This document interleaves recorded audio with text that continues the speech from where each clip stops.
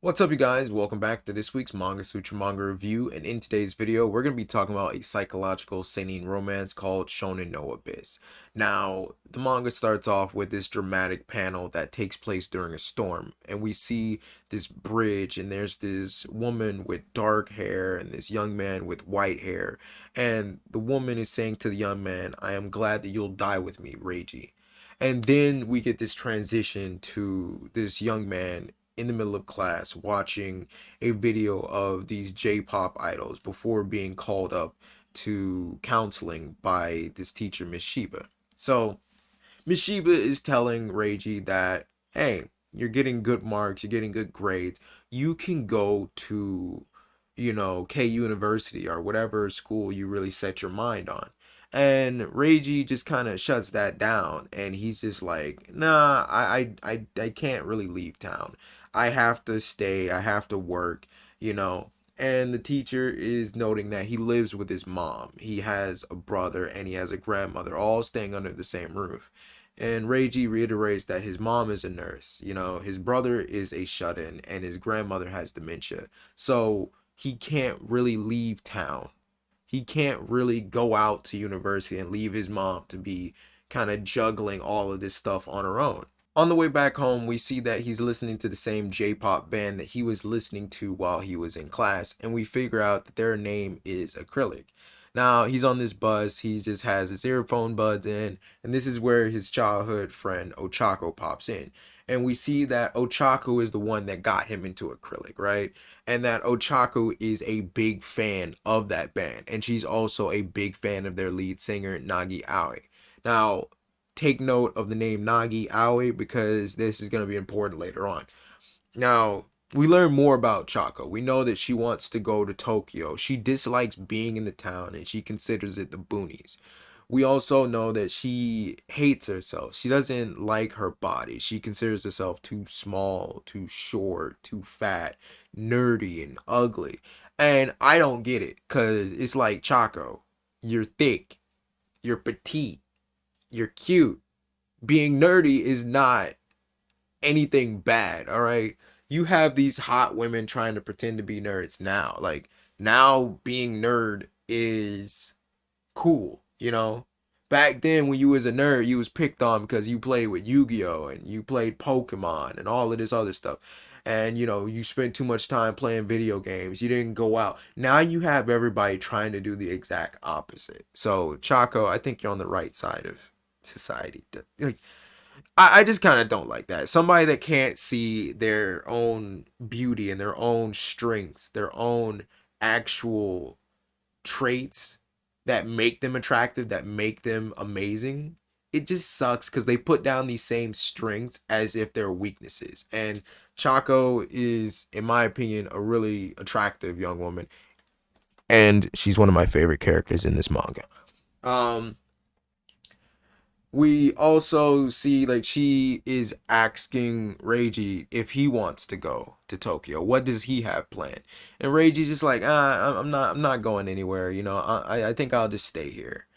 And Chako is just kind of disappointed by that, and she reiterates to Reiji that he has to live his life and that he should leave. That being in that town is just not it.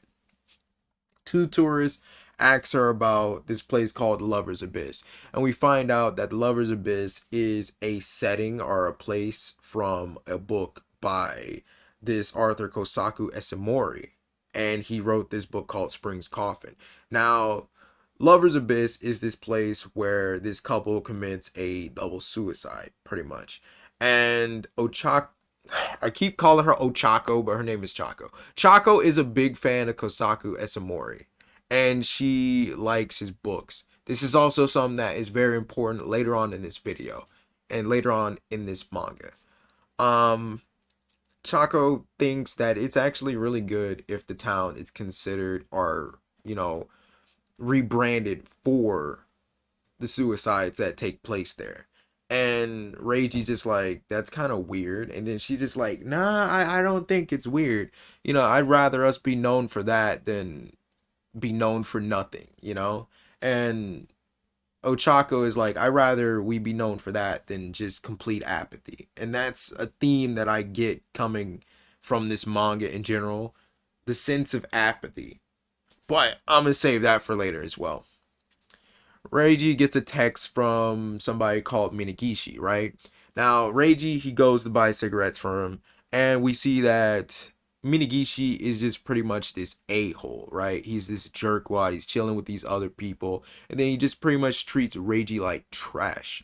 And his friends ask him, hey, who is that Reiji dude? And Minagishi's like, oh, he's my childhood friend. He's like, you're gonna help me out, aren't you, childhood friend? Minagishi's trash, and I can see why Chaco wanted Reiji to cut him off. But as we see Reiji returning to the store, there's this new employee, and this new employee is like, "You're a minor, not gonna sell to you, right? You can't do it, won't do it." Reiji goes back, tells Minagishi in a text that he can't do it. Minagishi's like, okay, well, you owe me more cigarettes next time, right? And when Reiji's outside, we see that he has this flashback as a kid. And we see that Rei and Chaco were being bullied when they were kids. And that Minagishi did save them. But in Rei's eyes, he didn't save them. He was doing them a favor. And that from then on, this was a favor that they would have to constantly repay him. And in Reiji's eyes, Minagishi is pretty much the king of the town, you know? He controls everything there, and what he says goes. And this could just be from like the fact that his father is a very prominent person in the town, and his father has a big company and controls a lot of jobs. So, he's using his father's clout to just do what he wants. Also Rei just feels like there's nothing he really can do, that he is just stuck in this cycle, and that he is gonna be Minagishi's errand boy for the entirety of his life there. And that is a very depressing and demoralizing thought, to be stuck with your bully, to be stuck with somebody that treats you like trash and puts you down, and to know that there's nowhere you can turn to in that village, in that town, and that this person has control and clout over everything in that town. You know, you can leave, but you're mentally trapped into this mindset that you can't leave. You can't leave your mom behind. You can't leave your brother behind. You can't leave your grandma behind. What type of person would you be if you left them behind in a town like that? Um, when he gets home, he helps his mom and cleans up after his grandma. But we also see that his brother, being the shut in that he is, has anger issues and this type of mental instability.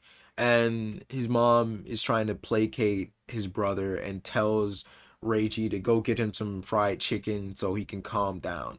And I feel like with the brother, we never actually see him, right? At least as far as I read the manga, we never actually see his brother. But there's this sense that he's like this ticking time bomb, and it's only a matter of time before this dude just snaps and just murders everybody in the house. And it just seems like a miserable home life. You have a brother that's constantly shouting and yelling at the top of his lungs and threatening to commit acts of violence. You have a grandmother that has dementia that you're constantly looking after, taking care of. And then you have your mom who's been working all of these hours. She's tired, she's exhausted. And then she has to come home to this. You're getting bullied, you're getting pushed around by this dude. You don't really know what you want to do in life. You don't want to be here, but you can't leave here. And this is what you come back to. It just kind of feels like depressing throughout most of the manga, but that is something that I really like about it because the tone so far is being set. As Reiji is leaving the house, we see his mom tell him that if he wasn't there, that she would just die. Now we get this transition, and he's on the bridge, and he's looking out, and he's looking down, and he's just like, that's a long drop, and I would not want to jump to my death like that. And Reiji is saying that he would prefer to fall asleep, and that that is a lot more of a preferable and peaceful way to go. Um, as he gets to the store, he notices that the new employee is taking some stuff out, but it's also being followed by this shady looking man. Reiji follows behind, but he sees that she's actually giving this seemingly homeless dude food. And, the homeless dude sees Reiji, he winks at him before leaving. And Then, while the employee is just getting this quick smoke in, she notices that Reiji's there, and she notices that he's in different clothes this time. And she invites him to smoke. And while lighting his cigarette, he sees that she looks like Nagi Aoi from the J-pop group Acrylic that Chaco and him both like. Right? Now he's stunned by this. And he points it out, and she's just like, "Yeah, it's me. You got me. I didn't know that people would recognize me in this small town." Um, she ends up lighting his cigarette, and they share this brief, kind of intimate moment between them, right? And that's the end of the chapter. I'm not really gonna go into like 2 to 3 chapters of analysis for this manga review, because if I did, it would take forever. So I'm just gonna go into this analysis. There might be little spoilers here and there. Not big spoilers, I hope, but just take that with a grain of salt. If you want to see the analysis, I'll give you, spoiler alerts on anything important, all right? So, plot wise, nothing happens or appears in this manga by accident. Everything is connected more deeply than it initially appears. And I mean this, everything. All of the characters are intertwined in some deeper sense. Whether it's from the teacher and Reiji, Minagishi and Reiji, Minagishi and Chaco, Chaco and Kosaku Esamori, this Arthur that she likes, Nagi Aoi, this idol that she likes, Reiji and Nagi Aoi. Like, everything is intertwined. Nothing is mentioned. Nothing happens in this manga that doesn't actually have some deeper significance down the line. You do have some inappropriate relationships that do happen between characters. You do have a lot of toxic relationships that do occur between these characters.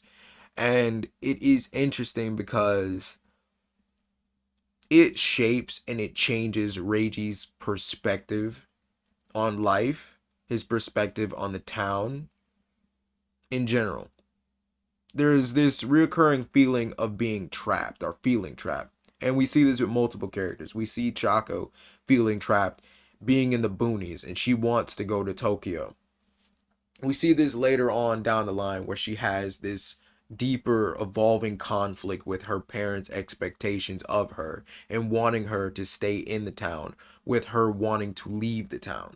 We see this with Rey, who doesn't really see leaving as an option. He feels like he is obligated, not just for his mom, but for every other reason. Well, mainly it's just for his mom. I just feel like Reiji feels like he is obligated to stay in the town, that he has no other real reason to leave, and that if he does leave, he's a bad person. And I think that this could just be him being conditioned to believe that this town is the best for him. And this could be various factors acting on him. This could be from Minagishi, who's pretty much the king of the town, to Rei's mom, who is constantly emotionally bombarding him, I feel. Right before he left to get the fried chicken, she says, "Without you, I die." How is he supposed to make anything of that? Like, that's a lot of pressure you're putting on your child. That's a lot of pressure. You're basically saying, if you were to leave, if you were to go and actually chase your dreams and actually live your life, I would be miserable. Do you really want me to be miserable? That type of guilt tripping we see throughout this manga occur again and again, not just with her, but with other characters as well. Um, Even Minagishi, I'd say, is feeling trapped in the town. I think like everybody is going through this invisible cycle that repeats itself and is going nowhere. And they are aware of this cycle, and some of them feel like they just can't break it. Uh we see a transformation in Rey from this high school kid who's not living for himself. He has this sense of wandering around aimlessly, doing things not for his own benefit, but for other people's benefit. He's not really living to live life. He's just kind of he's not working. I don't know. I'm trying to figure out how to phrase this right. he's just not living his purpose. You know, he's not living for himself. He doesn't really have any goal in life. He's just working to work. He's working because he feels like he has to work for other people's benefit. And then as the manga goes on, we see that Reiji becomes his own man through these relationships, these toxic relationships, these inappropriate relationships, these evolving relationships, and the severing of other relationships with other characters throughout the manga. We see Reiji evolve more as his own man. He knows that staying in the town is probably not the best, and he does want to protect and provide for those that he does care about, and he's willing to go to great lengths to make sure that they are safe and that they are taken care of. And so we see this transformation from this apathetic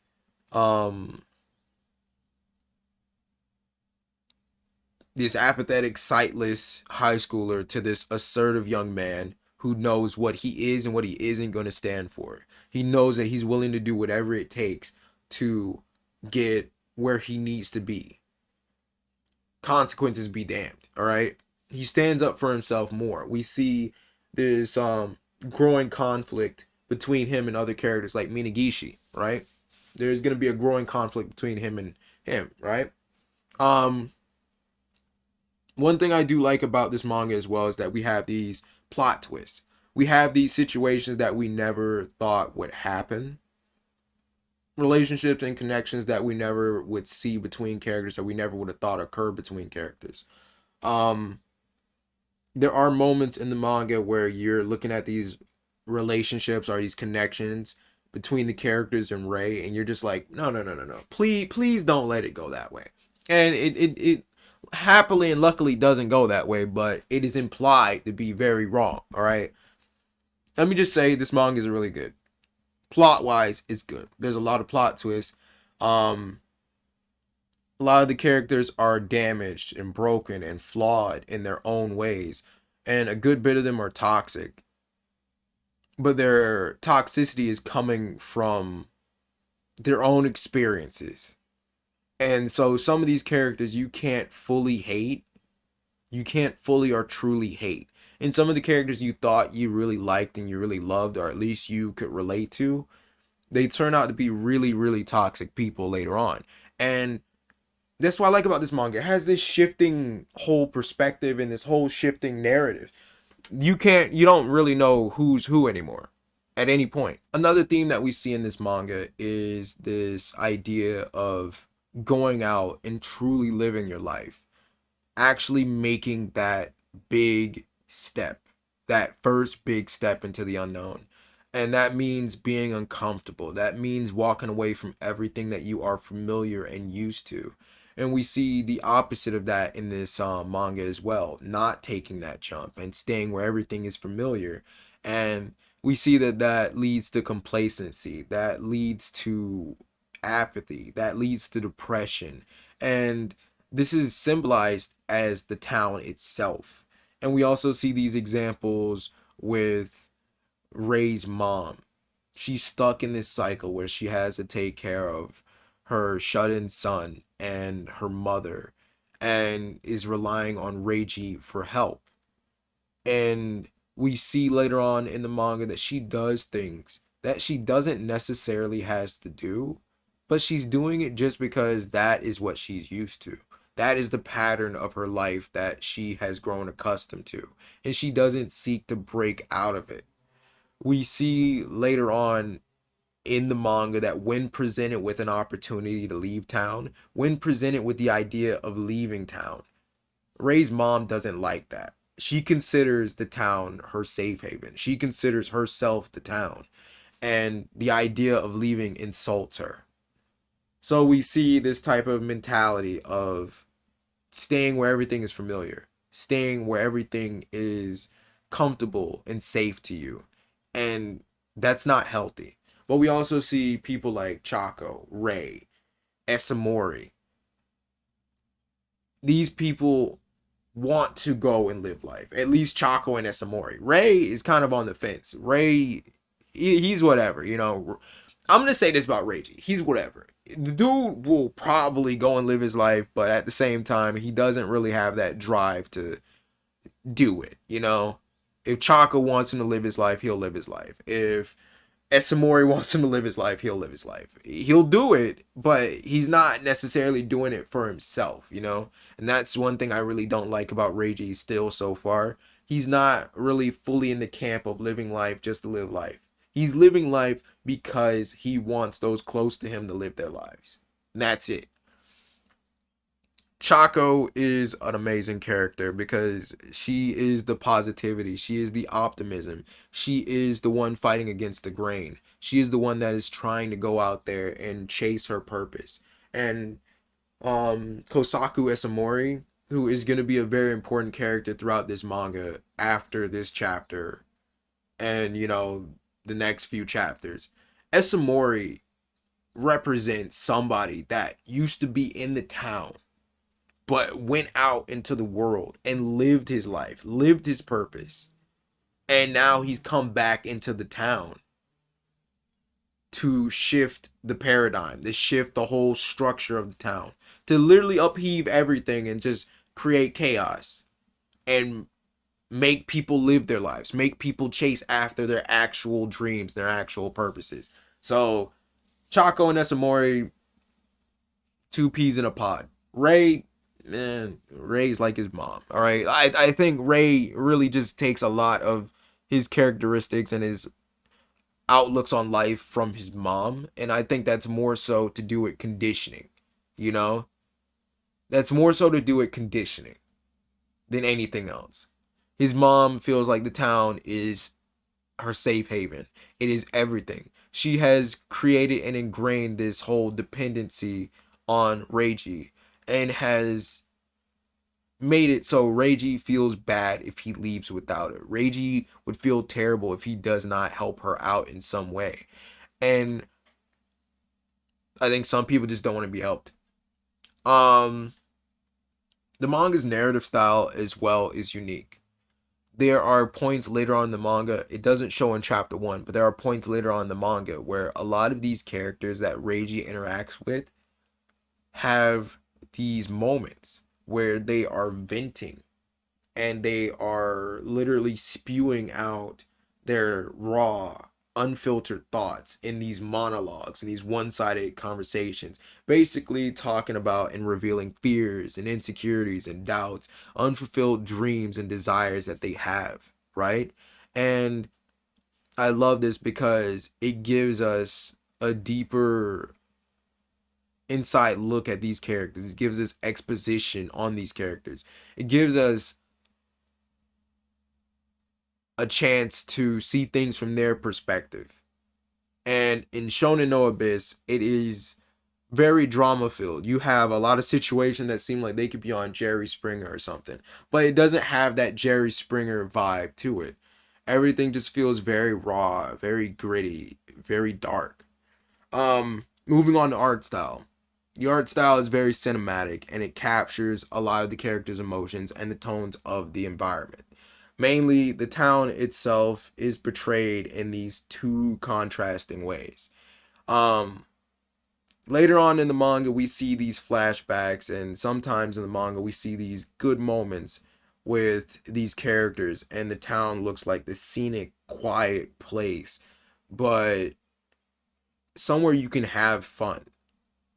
Very simplistic, fun, close to nature, minimalist at best, you know? But in a lot of other parts of the manga, it is a very bleak and dreary and boring place. And that is the tone that we are supposed to go with. That the town is this dreary, bleak place, this depressive place. There is nothing to do there. You're going nowhere in this town. And that there's a whole world out there and you have to go into that world.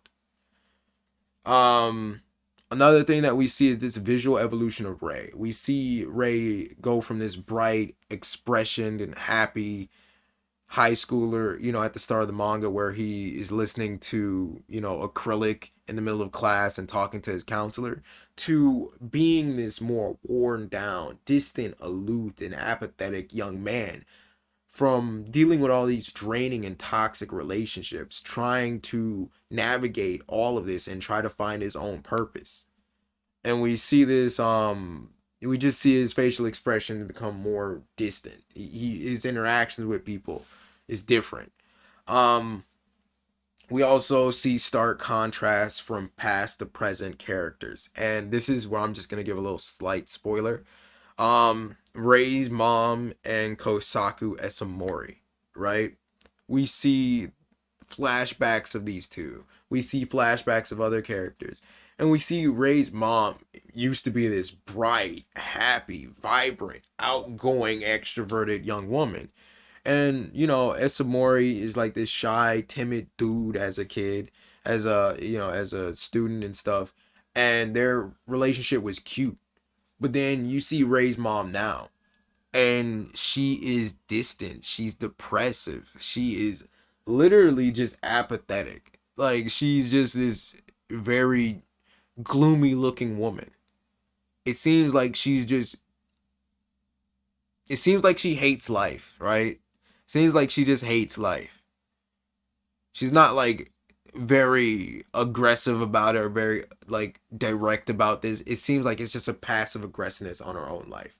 And it seems like, in my opinion, and this could just be me describing her and my impression of her, she is like she's like a virus.